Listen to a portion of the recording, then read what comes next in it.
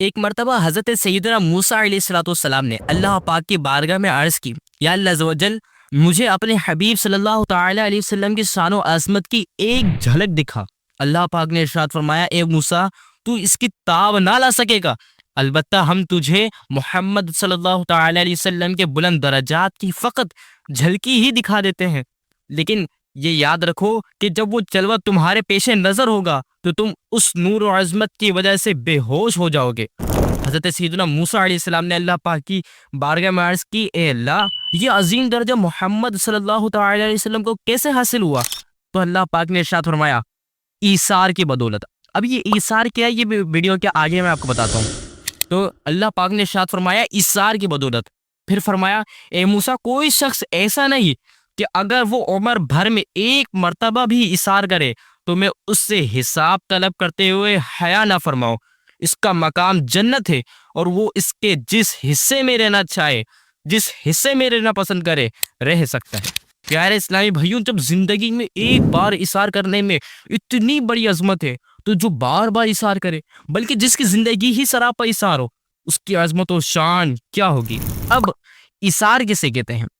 ایثار کی تعریف غور سے سنیے گا۔ ایثار کی تعریف: فائدہ حاصل کرنے یا نقصان سے بچنے میں اپنے آپ پر کسی اور کو فوقیت دینا ایثار کہلاتا ہے۔ تھوڑا اور آسان الفاظ میں سنیے ایثار کی تعریف: دوسروں کی خواہش اور حاجات کو اپنی خواہش و حاجات پر ترجیح دینا۔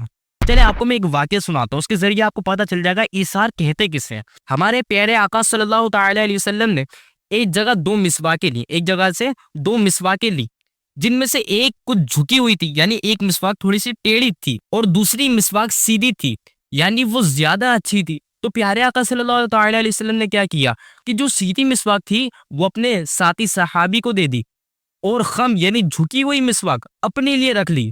ایک صحابی نے عرض کی، یا رسول اللہ صلی اللہ تعالی علیہ وسلم، اللہ پاک کی قسم، آپ سیدھی مسواک کے زیادہ حقدار ہیں، یعنی آپ صلی اللہ علیہ وسلم کو سیدھی مسواک لینی چاہیے تھی۔ آپ صلی اللہ علیہ وسلم نے کیا ارشاد فرمایا؟